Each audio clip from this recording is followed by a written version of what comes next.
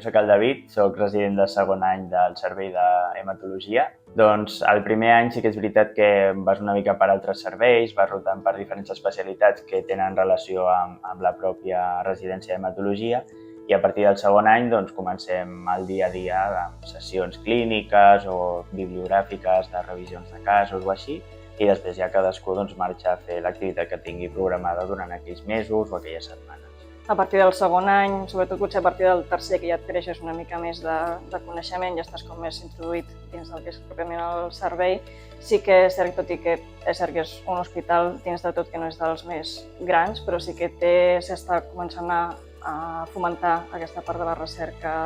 d'investigació i sí que quan sorgeixen projectes doncs sempre compten amb l'ajuda dels residents i sempre es fomenta intentar participar per intentar fer que aquesta sigui una pràctica que comenci a ser més habitual. Aquí al Taulí som un resident per any d'hematologia, llavors som 4 residents de R1 a R4. Llavors, amb la relació que tenim és amb els altres residents d'altres especialitats, que com que són relativament,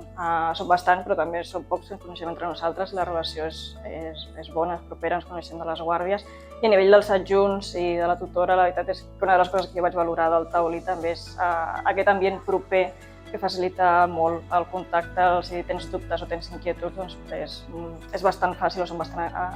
accessibles poder anar als adjunts a preguntar i a resoldre dubtes. Que si el que busca és un hospital on poder veure una miqueta de tot, però sense deixar de banda ser un hospital amb una imatge més familiar i més càlida, doncs el Taulí és una molt bona opció.